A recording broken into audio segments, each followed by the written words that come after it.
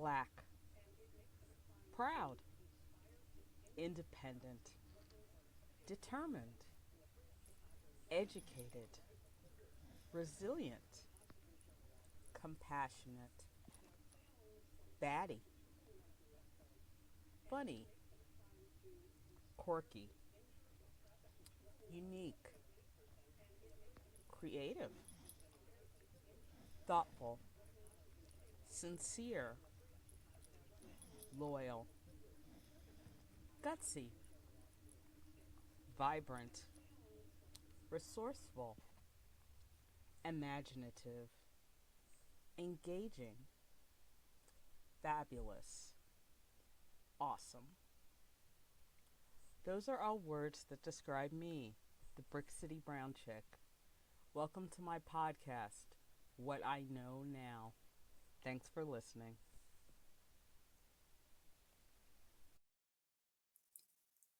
Things aren't the way they were before.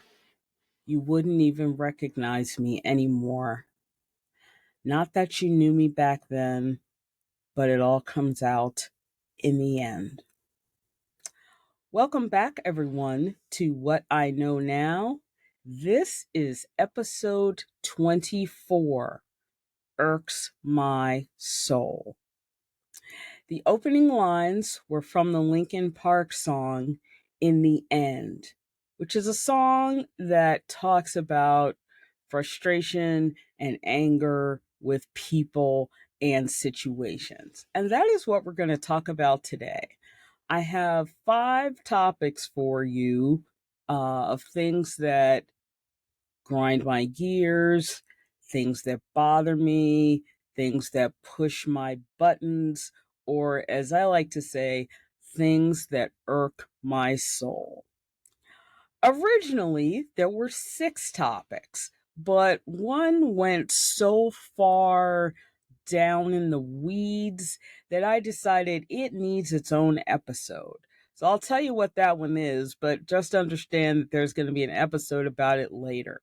And that is people who do not understand the difference between prejudice and racism.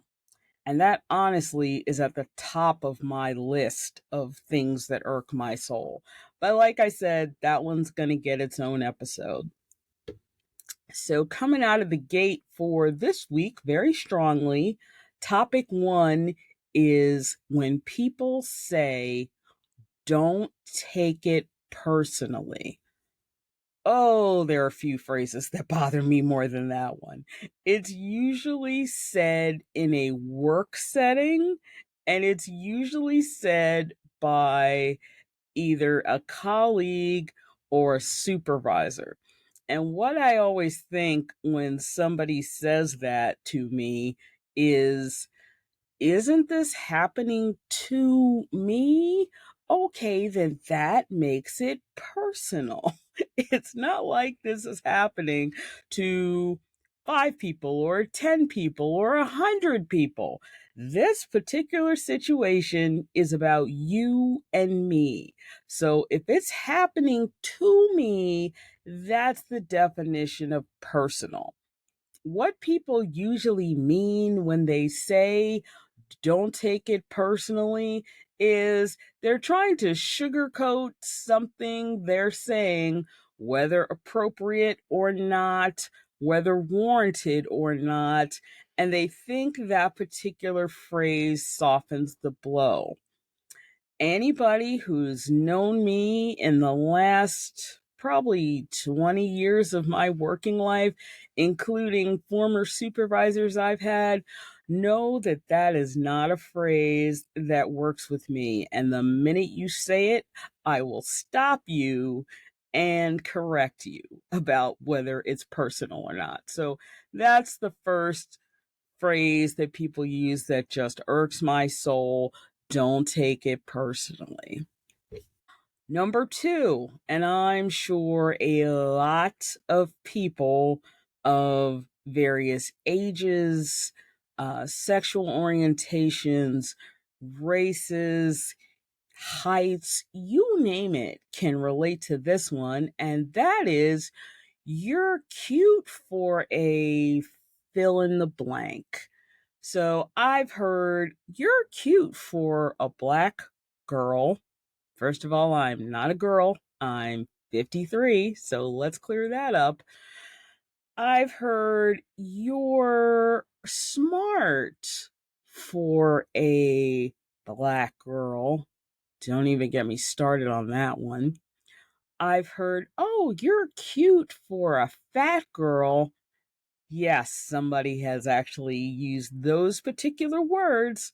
Although, after my, let's call it retort, hopefully they're smart enough not to use it with other women who look like me. I've heard you're cute for a middle aged woman. Or, oh, you're cute. You know, all of those are bad. So if you've ever said any of those to any person ever, please do some rethinking and rephrasing. If you're trying to pay someone a compliment, this is how that works. Oh, you're cute. Period. Don't add anything else. Oh, I wasn't expecting you to be. That doesn't work either. And that leads into number 3, which is, oh, I wasn't expecting you to be, fill in the blank on that one. Usually in reference to me, that phrase ends with, I wasn't expecting you to be black. Now, years ago, probably 10, 15 years ago now, most people were smart enough, or at least couth enough, not to actually let that particular phrase come out of their mouth. They might just say, oh, like, you know what the O meant. They're surprised when they meet you that you're a black person. They weren't ready for that at all. But in the last 10 years of our current political climate, people feel comfortable just saying a phrase like that to your face. Again, like number 2, it is not a compliment. It is not something you should say to someone. You can just say when you meet them, oh, hello, it's nice to meet you. And whatever reel is running in your head about them being black or female or Jewish or tall or Catholic or whatever it is your mind is thinking, just let it run through your mind and don't say it out loud. There are various versions of this particular phrase. Some are humorous, some are more insulting, if you can believe that, and some are just the kinds of things that you have to just shake your head and walk away from. I got a lot of those in college. If you haven't listened to my We're Going to Johnstown Where episode, you should listen to that one. That talks about my years in college. But I went to college in a small town called Johnstown, Pennsylvania, which is most famous for something called the Great Johnstown Flood, when the city flooded and it was devastated, and there's a flood museum there. Yeah, it's an interesting place, but it is not a place with a lot of people of color.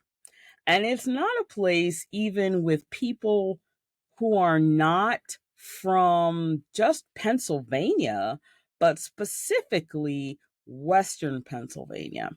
Western Pennsylvania is anywhere west of the state capital, which is Harrisburg. Harrisburg is right in the middle of the state. On the eastern side of the state, the big city is Philadelphia.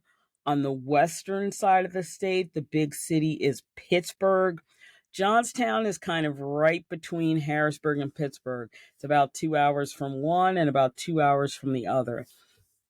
So it is a very secluded town on the top of a mountain, high altitude, and it used to be a steel town like lots of places in western Pennsylvania, But when the steel mills closed, a lot of the young families moved away. So when I was in college there, it was really kids, meaning college kids, and old people.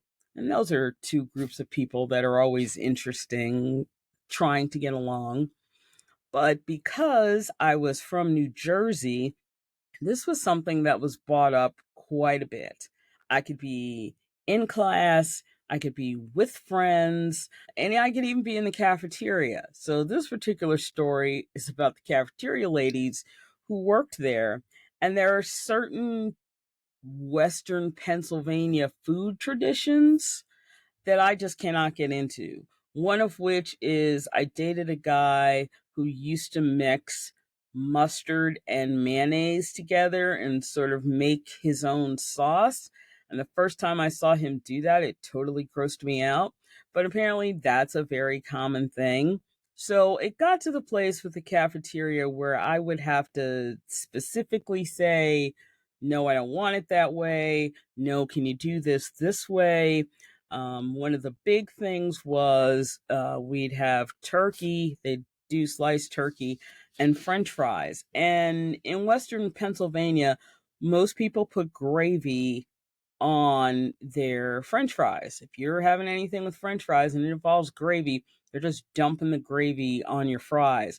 So I had to specifically tell the lunch ladies, yeah, please don't do that. It's gross. I don't eat it that way.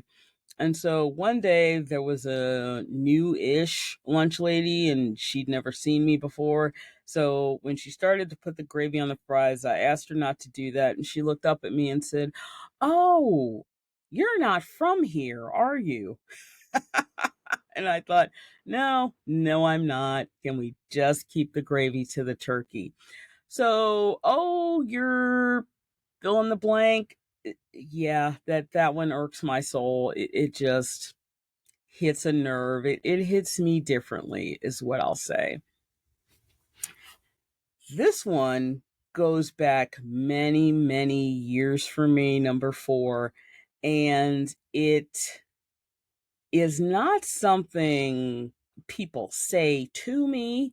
It's something I hear on television. I am a big watcher of mystery shows, of crime shows, of true crime shows. I used to love the ID channel before they ruined it, and now it's just cop shows that I don't understand. But true crime is my thing. I read true crime, I watch true crime. And one of the things that always pushes my buttons in the beginning of an episode about murder or assault or robbery or anything like that that takes place in what people consider a good neighborhood or a good town, inevitably someone will say when a microphone is stuck in front of their face, "Oh, I just can't believe it. That kind of thing doesn't happen here." That irks my soul like no other phrase, because 9 times out of 10, the person giving that response is white. And what they mean is these kinds of crimes only happen in cities, only happen where those people live. That doesn't happen here. That's why we live here. Anything can happen anywhere at any time. That's just factual. There are bad people who live in cities. There are bad people who live in small towns. There are good people who live in cities. There are good people who live in small towns. So when small town people say, "Oh, that doesn't happen here," I already know the mindset. I know how they think. And depending on what the episode is about, it's enough to make me turn off the television or just turn away, because I know it's going to raise my blood pressure. It's going to be an hour or 2 hours or however long the show is of people lamenting the loss of their small town values and their community. And why are the kids growing up this way? It must be the internet's fault. It must be the fact that their schools are integrated and they've now made friends with these other people. It just bothers me. So I just have to, at the older I've gotten, the more I've realized I've just had to walk away from things like that and not watch it because it's going to bother me. Number 5. This one's gonna hit a little different for Black people. This is really phrasing that we have picked up, I'd say, in the last 15 years or so. I've never heard these words before then, but I think it's not just about Black people. I think it's a bigger issue about America. But number 5 is euphemisms for death. Now, what do I mean by that? In the last 10 years or so, when I've gone to funerals, I've noticed on the funeral programs that it will say the day of homegoing or homegoing service. Now, what that means for people who are not familiar with that phrase is a homegoing is a celebration. You are celebrating the life of the person that died. And specifically, the word homegoing means you are celebrating that this person is going home. They are going back to where they came from. They're going home to be with God, to be with Christ, to be with the Holy Spirit. That's what homegoing means. It's not the word itself that bothers me. It's just, and this is what I mean by this is a bigger issue about America. Americans are terrible at talking about death. We like to pretend that death is something that doesn't happen. So when it does happen, we just don't cope well. We don't want to talk about it.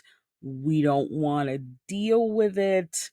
We want to get these services over as quick as possible and bury this person or cremate this person or whatever we're going to do and move on because it hits too close to home for a lot of us. It makes us realize that as we lose our grandparents and our parents, that we are next.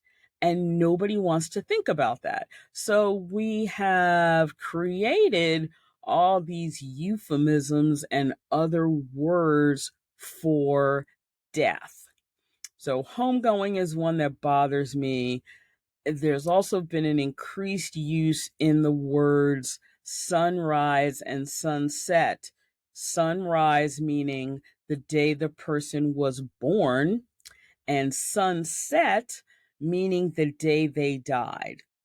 And maybe this is because I was a journalism major, that I'm an English language person, and that I'm a writer, but that drives me crazy. I'm like, can we just say born and died? Because that's what we're talking about. I don't need a euphemism or a sweet sounding substitute. It does not change the reality. And maybe that's what really bothers me at the end of the day. This person is still gone. We are getting together to mourn their loss and to fellowship and to support each other as we cope with their loss. And so euphemism words just drive me up the wall. They irk my soul. And I try very hard not to sort of inflict that on other people, to talk about how much those types of words bother me when other people use them, or if I go to a funeral and see those on a funeral program, I just have to take a second and take a step back and go, no, this is a collective America problem. We don't like to deal with what is. We don't like to deal with our worlds are going to change because we've lost this person, or the loss of this person moves me up in the food chain. It makes me the next in line, and now I have to think about my own mortality and my own death. And it's just something we as Americans, all of us, are not good at. We pretend our parents don't get older, we pretend that we don't get older, or that when our parents get older, we act surprised at how they change and how they struggle with their health issues and all the other things that happen to them. And I just think if we were more direct, if we all worked harder at accepting that death comes for all of us, just like age comes for all of us, death comes for all of us. It does. And the more we talk about it and work through it with our older relatives, with ourselves, with our children, the better off we would be. So, homegoing, sunrise, sunset. One I didn't mention is also when people die, usually after a long illness, people say they have transitioned. That drives me nuts too. Just say died. It's just one of those things. And the last one on my list for today, topic number 6. This is also one that is going to hit Black people specifically very different. And so I want to start this by saying I understand the intent of this phrase. I know why it exists. I know what it's meant to mean. But for me personally, it is like nails on a blackboard. And it took me a long, long time to realize why that is, why it bothers me so much. And I finally figured that out. The phrase is Black love. I remember hearing this phrase the first time probably about 5 years ago, and it just sort of just took me aback for a few minutes. And I thought, okay, why does that phrase hit me so strangely and so weird? And for people who've heard it and don't know what it means, Black love is a phrase meant to celebrate the union of Black people, of a Black man and a Black woman finding each other, getting together, getting married, having a family, and being happy and working through all the things that married people need to work through. I understand that. I appreciate that. What the phrase does for me is every time I hear it, it makes me think and feel that my love is not supported, that the marriage and the relationship I am in, because my husband is white, is not celebrated in that way. It is not seen as Black love. And I guess my fundamental issue with that is okay, but I'm Black. Like, I realize he's not, but I am. And it's the caught between a rock and a hard place that I think a lot of interracial couples feel. We, meaning the people in the relationship, we don't have issues with who we are or how we work through things. But most of us who are conscious and live in the United States know that other people do. That sometimes when people see us out together, they have certain feelings about us. And usually it's thought that it's just white people who have issues when, in this particular case, a black woman and a white man get together. In my case, that was not the issue. My mother was initially, I guess a good word is traumatized. She was really kind of like, okay, like using her voice now, like, I grew up in the Jim Crow South and you're going to marry a white man? I mean, it was a lot for her to accept and deal with and have to take in, where my mother-in-law was the complete opposite. My mother-in-law felt like, my son loves you, you love my son, you make my son happy, welcome to the family, done deal. Like, she was perfectly good with it, but it took my mother several years to get to the point where she felt like, okay, he's not going anywhere, he's good to my daughter, he supports her, he loves her, he always has her back. She saw the qualities in my husband that reminded her of the qualities she had loved in my father. So there was a lot of similarity there, but it took her more than a minute to get to that point. And so I don't know that I will ever be, I guess the word is, comfortable with the phrase black love, because to me it's always going to feel like, I guess, a slight. It's always going to feel like, this is the club we're in and you can't be in this club because of the person you married. I think if there was a common phrase like that, if there was something called white love, he and I would also not be in that group because I am not white.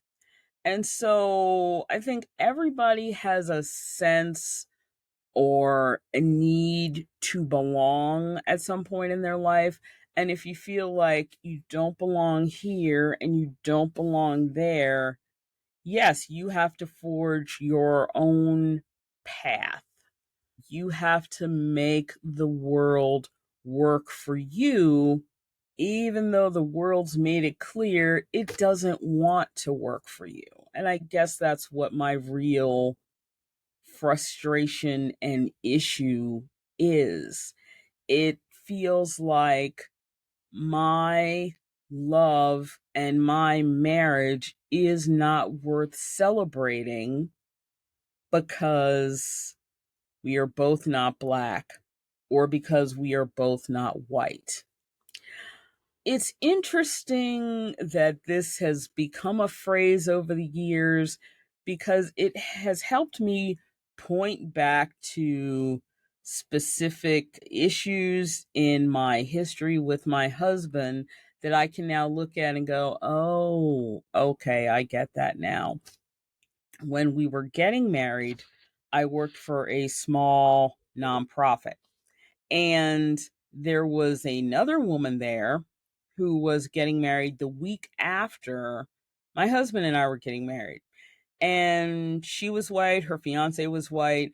And so we would have these sit down conversations over our lunch hours about things we were doing for our wedding, and people who were coming, and issues we were having, and registering and all that kind of crazy stuff. She and I were about the same age. We were both in our late 20s. So at that point in time, in the late 90s, we felt like we were older brides. We weren't 20, we weren't even 25. So we just had different approaches to our weddings and what our ceremonies were going to be like. At one point, she asked me what our wedding ceremony was going to be like. And I went through this whole list of things. And then I said, and we're going to jump the broom at the end of the service. People who don't know what jumping the broom means, it is what African Americans did during slavery and sometimes during Jim Crow. You would jump over a broomstick or a broom, which signified your transition from separate from two single lives to one life, to married life, to how your world was going to change. Jumping the broom in many cases was not something that happened after a ceremony. It was totally symbolic. The slaves were not allowed to marry. In some states under Jim Crow, black marriages were not recognized. So it was a way that the couple could honor their union, without the state, without outside entities being involved. The symbolism of what that represents is something that has been picked up by later generations of Black people, including Gen X, including my generation. And so a lot of us jumped the broom when we got married. Well, this other woman who was getting married, when I said we were jumping the broom, she looked at me totally confused. And I was waiting for the question, what does jumping the broom mean? Because I've had a lot of white people ask me what that means. But that wasn't her question. She actually knew what jumping the broom was and what it meant. Her question was, you're jumping the broom? But Brian's not Black. And I just had to laugh and say, but I am.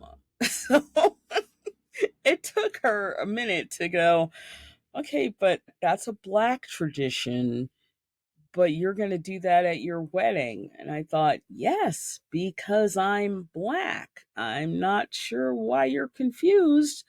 So it's learning to forge your own path through these things and understand that people have never thought of you, meaning you as an interracial couple, as a trend thing or as a positive influence, as something they would want their children to have.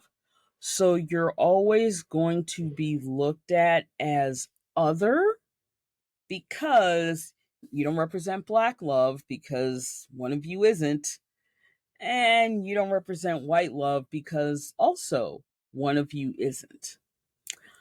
People think that means that I begrudge Black love or I begrudge white love. I don't begrudge love for anyone. Interracial, same race, gay, straight, I do not begrudge love because there is not enough love in this world.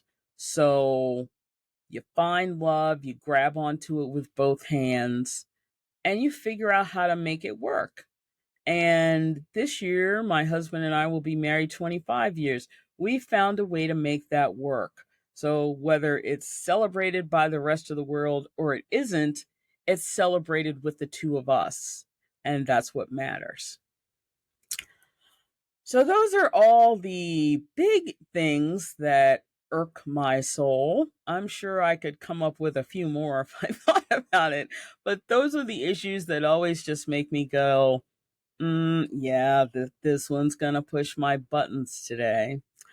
I want to thank everybody for joining me for this episode. If you are looking for other episodes of What I Know Now, you can find them on YouTube. You just go to YouTube and type in Brick City Brown Chick. That's my handle. You will see a cartoon version of me with a huge afro. and now the 24 episodes that we have for this show. We are almost at our halfway point of the first year.